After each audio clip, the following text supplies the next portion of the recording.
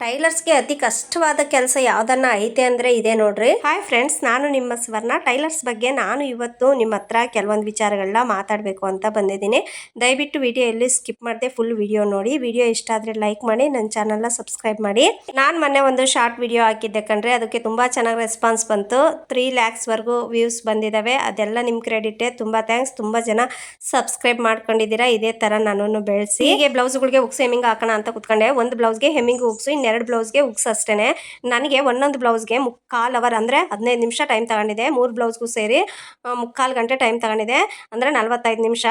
45 ನಿಮಿಷದಲ್ಲಿ ಒಂದು ಬ್ಲೌಸೇ ಸ್ಟಿಚ್ ಮಾಡಿಬಿಡ್ಬೋದು, ಅಷ್ಟೊಂದು ಟೈಮ್ ತಗೊಳುತ್ತೆ. ನಾನು ಬಟ್ಟೆ ಹೊಲಿಯೋ ಏರಿಯಾದಲ್ಲಿ ಸರೌಂಡಿಂಗಲ್ಲಿ ಯಾರು ಉಕ್ಸ್ ಹೆಮ್ಮಿಂಗು ಹಾಕ್ಕೊಡೋರಿಲ್ಲ ಕಣ್ರೆ. ನನಗೆ ಇದೇ ಒಂದು ದೊಡ್ಡ ಟಾಸ್ಕ್ ಆಗಿಬಿಡುತ್ತೆ. ಒಂದೊಂದು ಸರ್ತಿ ಉಕ್ಸು ಹೆಮ್ಮಿಂಗು ಮಾಡ್ತಾ ಇದ್ರೆ ನಿದ್ದೆನೂ ಬರ್ತಾ ಇರುತ್ತೆ. ಅಂಥ ಪ್ರಾಬ್ಲಮ್ ಎಲ್ಲ ಆಗುತ್ತೆ ನನಗೆ. ನಿಮಗೂ ಯಾರಿಗಾದ್ರೂ ಉಕ್ಸು ಹೆಮ್ಮಿಂಗು ಮಾಡಬೇಕು ಅಂದರೆ ಬೇಜಾರಂತ ಅನಿಸುತ್ತಾ? ಅನಿಸಿದರೆ ಕಾಮೆಂಟಲ್ಲಿ ತಿಳಿಸಿ.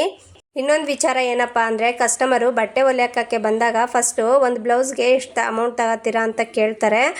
ನಾವು ಫಾರ್ ಎಕ್ಸಾಂಪಲ್ 200 ರೂಪಾಯಿ ಅಂತ ಹೇಳಿದರೆ, ಅಷ್ಟೊಂದು ನಮ್ಮ ಮನೆ ಹತ್ರ 100 ರೂಪಾಯಿಗೆ ಹೊಲ್ಕೊಡ್ತಾರೆ, 150 ರೂಪಾಯಿಗೆ ಹೊಲ್ಕೊಡ್ತಾರೆ ಅಂತ ಎಲ್ಲ ಹೇಳ್ತಾ ಇರ್ತಾರೆ. ಅಲ್ಲ ಕಣ್ರಿ, ಕತ್ತಿಗೂ ಕುದುರೆಗೂ ಒಂದೇನಾ?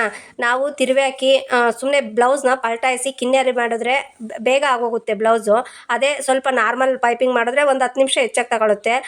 ಥ್ರೆಡ್ ಪೈಪಿಂಗ್ ಮಾಡಿದ್ರೆ ಇನ್ನೊಂದು 5 ನಿಮಿಷ ಹೆಚ್ಚಾಗಿ ತಗೊಳುತ್ತೆ. ಹೆಮ್ಮಿಂಗ್ ಹೊಲಿದ್ರೆ ಇನ್ನೊಂದು 5 ನಿಮಿಷ ಹೆಚ್ಚಾಗಿ ತಗೊಳುತ್ತೆ.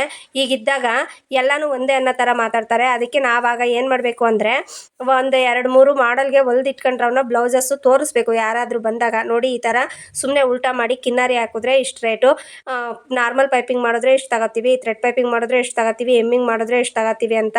ಇಲ್ಲ ಅಂದರೆ ನಾವು 200 ರೂಪಾಯಿ ಅಂತ ಹೇಳಿದ್ದೀವಿ ಅಂದ್ಕೊಳ್ಳಿ, ಪೈಪಿಂಗ್ ಹಾಕಿದ್ದೀವಿ ಅಂದ್ಕೊಳ್ಳಿ, ಬಾಯಿ ಬಿಟ್ಕೊಂಡ್ರು ಹೆಚ್ಚಾಗಿ ಒಂದು 50 ರೂಪಾಯಿ 20 ರೂಪಾಯಿ ಕೊಡ್ರಿ ಅಂದ್ರೂ ಕೊಡೋದಿಲ್ಲ. ಹಳ್ಳಿ ಕಡೆ ಲೈನಿಂಗ್ ಬ್ಲೌಸ್ಗಳು 120 ರೂಪಾಯಿ 150 ರೂಪಾಯಿಗೆ ಹೊಲಿತಾ ಇರ್ತಾರೆ ಕಣ್ರಿ. ಯಾಕಂದರೆ ಅಲ್ಲಿ ಯಾರೂ ಹೆಚ್ಚಿಗೆ ಕೊಡೋದಿಲ್ಲ. ಇನ್ನು ಅವ್ರಿಗೆ ಬೇರೆ ಆಪ್ಷನ್ ಇರೋದಿಲ್ಲ, ಹೊಲಿತಾರೆ. ಸಿಟಿ ಕಡೆ ಆಗಾಗಲ್ಲ. ತುಂಬ ಜನ ಇರ್ತಾರೆ, ಹೊಲಿಯೋರು ಇರ್ತಾರೆ, ಹೊಲಿಸ್ಕೊಳ್ಳೋರು ಇರ್ತಾರೆ. ಅಕ್ಕಪಕ್ಕ ಹಳ್ಳಿಯವರೆಲ್ಲ ಬರ್ತಾರೆ. ಅದಕ್ಕೆ ನಾವು ಕಸ್ಟಮರ್ ಹತ್ರ ಬಟ್ಟೆ ಇಸ್ಕೊಳ್ಳೋದಕ್ಕೂ ಮುಂಚೆನೇ ಅವ್ರಿಗೆ ಹೇಳ್ಬೇಕು, ಪೈಪಿಂಗ ಎಮ್ಮಿಂಗ ಇಲ್ಲ ಸುಮ್ಮನೆ ಪಲ್ಟಾಯಿಸಿ ಕಿನ್ನಾರಿ ಮಾಡಬೇಕಾ ಅಂತ ಎಲ್ಲ ಕೇಳಿಬಿಟ್ಟು ಹೊಲಿಬೇಕು.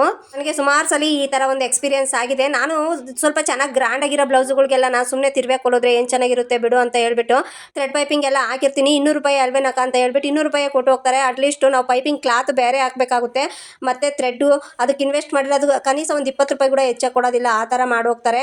ನೀವು ಈ ವಿಡಿಯೋದಲ್ಲಿ ಅಬ್ಸರ್ವ್ ಮಾಡಿರ್ಬೋದು, ನಾನು ಎಮ್ಮಿಂಗು ಹಾಕೋಕ್ಕೆ ಕುತ್ಕೊಂಡ್ಮೇಲೆ ಎಷ್ಟು ಸರ್ತಿ ನಾನು ಆ್ಯಂಗಿಲ್ ಚೇಂಜ್ ಮಾಡಿದ್ದೀನಿ ಅಂತ. ಎಲ್ಲ ಕಸ್ಟಮರ್ಸು ಅದೇ ಥರ ಇರ್ತಾರೆ ಅಂತ ನಾನು ಹೇಳಲ್ಲ. ಕೆಲವೊಬ್ಬ ಕಸ್ಟಮರ್ಸ್ ಇರ್ತಾರೆ, ಚೆನ್ನಾಗಿ ಹೊಲಿದ್ರೆ ಸಾಕು, ಇನ್ನೂ ಹೇಳಿರೋ ರೇಟ್ಗಿಂತನೂ ಇನ್ನೂ 10-20 ರೂಪಾಯಿ ಹೆಚ್ಚಾಗೇ ಕೊಟ್ಟು ಹೋಗ್ತಾರೆ. ಅಂಥ ಕಸ್ಟಮರ್ಸ್ ಕೂಡ ಇರ್ತಾರೆ. ಆ ಥರ ಕಸ್ಟಮರ್ಸ್ಗೆ ನಮಗೆ ಇನ್ನೂ ಅನಿಸುತ್ತೆ, ಆ ಥರ ಹೊಲಿಯೋಣ ಈ ಥರ ಹೊಲಿಯೋಣ, ಚೆನ್ನಾಗಿ ಹೊಲಿಯೋಣ ಅಂತ ಹೇಳಿಬಿಟ್ಟು. ಇದಾಗಿತ್ತು ಕಣ್ರಿ ಇವತ್ತಿನ ವಿಡಿಯೋ ಇಷ್ಟ ಆದರೆ ಲೈಕ್ ಮಾಡಿ. ನಾನು ಹೊಸ್ದಾಗೆ ಚಾನಲ್ಲು ಸ್ಟಾರ್ಟ್ ಮಾಡಿದ್ದೀನಿ ಕಣ್ರಿ, ನನ್ನ ಸಪೋರ್ಟ್ ಮಾಡಿ ಬೆಳೆಸಿ ಆಯಿತಾ. Thank you.